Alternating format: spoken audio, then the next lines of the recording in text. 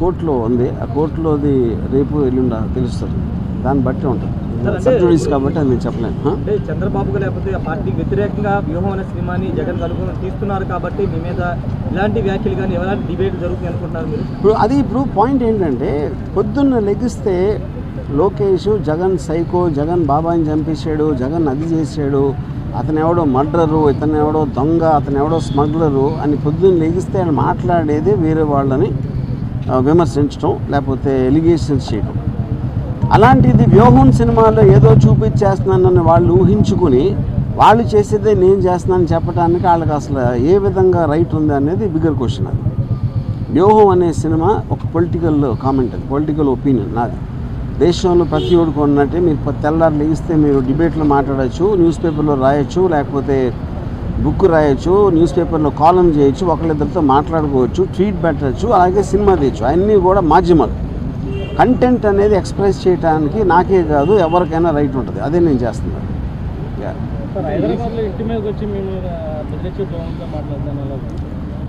నేను అదే చెప్తున్నా. ఇప్పుడు ప్యానిక్ అవుతున్నారా ఏంటా అనేది వాళ్ళకే తెలియాలి. ఎక్కడ వ్యూహంలో ఏమొస్తే ఏం చూపించేస్తే మా గురించి ఇప్పుడు చాలా చిన్న సింపుల్ కామన్ సెన్స్ క్వశ్చన్ అడుగుతాను. మీరేమీ తప్పు చేయనప్పుడు మీకు అసలు భయపడాల్సిన అవసరం ఏంటి? నేను ఏదన్నా ఉన్నది లేనట్టు చూపించేస్తే వాళ్ళందరూ ఎదవలా నమ్మటానికి ప్రజలు ఎవరన్నా ఏమన్నా అంటే నమ్మేస్తారా? ఎవరన్నా ఏం చూపిస్తే అది నమ్మేస్తారా? ఫైనల్గా మీకు చూపించిన దాంట్లో ఉందా లేదా ఏముంది అనేది వాళ్ళకి తెలియదు. ఎందుకంటే ఎవరు సినిమా చూడాల.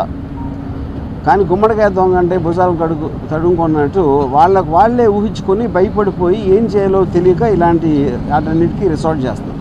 ఫర్ ఎగ్జాంపుల్ ఈ శ్రీనివాసరావు అనే అతను నిన్న రాత్రి అన్నాడు, ఇప్పుడు ఆల్రెడీ 24 hours అయిపోయింది, ఎవ్వరూ కూడా అతన్ని కండెమ్ చేసిన పోలేదు. ఎందుకంటే వాళ్ళ పేర్లు చెప్పెడతాను. అది పవన్ కళ్యాణ్, చంద్రబాబు గారు, లోకేష్లు అందరి పేర్లు చెప్పినా వాళ్ళు ఎవరు ఇలాంటిది మా పేరు మీద ఒకటి చేస్తానని కండెమ్ చేయకపోతే అర్థం ఏంటి? వాళ్ళు కూడా అదే మైండ్ సెట్లో ఉన్నట్టే కదా.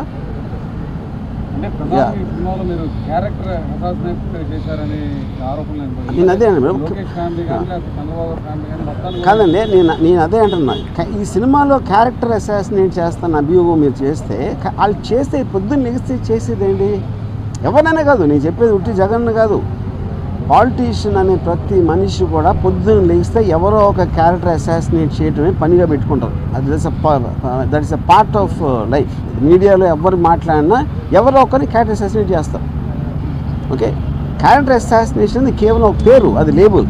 యాక్చువల్ పాయింట్ ఏంటి? అది ఒపీనియన్ చెప్తున్నారు. ఒకళ్ళ మీద ఒకన్న ఒపీనియన్ వాళ్ళు చెప్తున్నారు.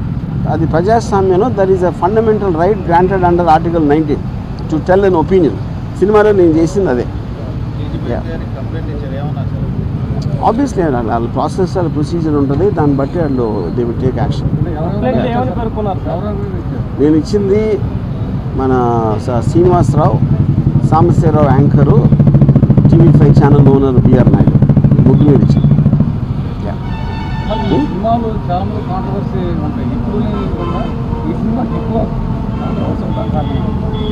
అది మీరు టీడీపీ వాళ్ళని అడగాలి. నేను అదే చెప్తాను. కాంట్రవర్సీ అనేది నేను సినిమా తీస్తాను, కాంట్రవర్సీ అనేది దాని మీద అటాక్ చేయడానికి వచ్చిన వాళ్ళు క్రియేట్ చేస్తారు. సో కాంట్రవర్సీ అనేది వాళ్ళు చేస్తారు కాబట్టి మీరు వాళ్ళని అడగాలి.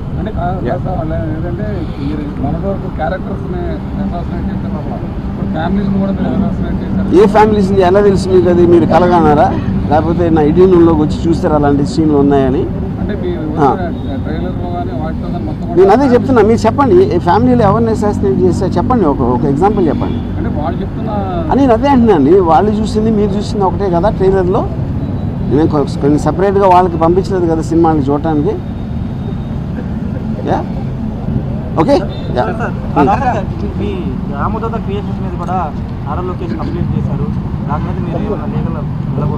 రేపు మార్నింగ్ హైకోర్టులో దాని మీద విచారం జరుగుతుంది. వెయిట్ అండ్ సీ, చూద్దాం.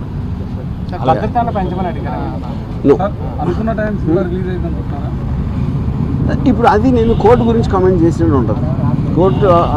కోర్టు అనేది తేల్చకుండా నేను పరిధిలో ఉంది కాబట్టి